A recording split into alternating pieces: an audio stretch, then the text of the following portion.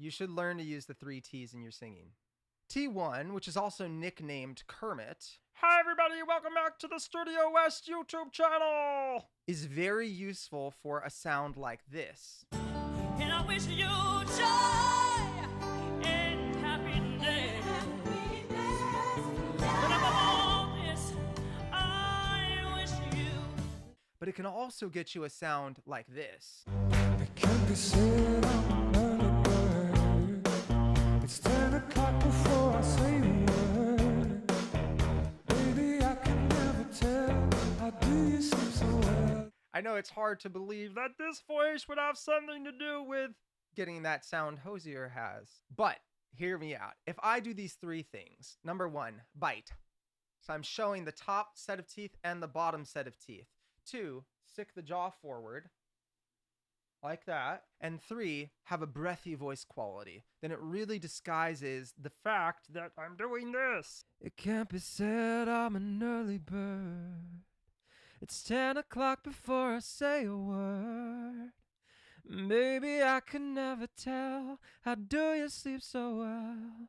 So even though that doesn't sound Anything like this. it still has that in it as a basic element in the technique. Next, we have T2, also called stitch, or Hahnemann's family, and family means nobody gets left behind. I know, again, it sounds crazy, but if you use the right amount of T2 and you pair it with other things, it can actually sound good.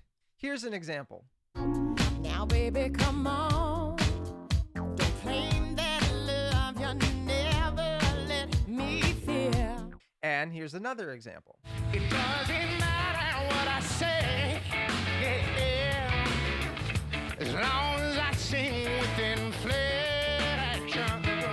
So if I start with this as the bass, and then I add a lot more narrowing inside my vocal tract at the same time, you can see I'm showing my teeth, then I get something like, it doesn't matter what I say, as long as I sing with inflection. And lastly, we have T3, which is nicknamed Jarl. T3 will give you a sound like this. He's running out, he's running.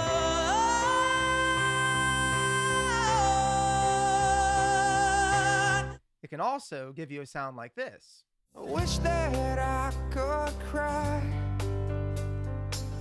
fall upon my knees, find a way to lie about a home I'll never see. So what I do in the Jarl is I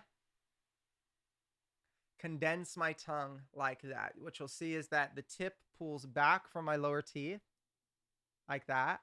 So it's not here. Usually it's here, a bit back, and you see how it squishes together like that towards the midline, making this condensed tongue. Again, might sound really silly to you, but it can give you a sound like this. I wish that I could cry, fall upon my knees, find a way to lie about a home I'll never see.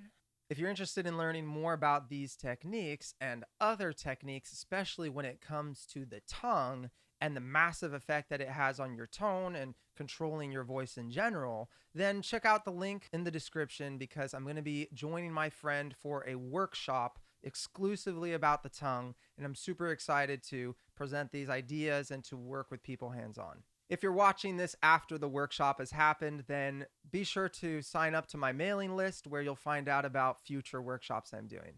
I hope this video was helpful and gave you some inspiration as to why you should learn to use the 3 T's in your singing.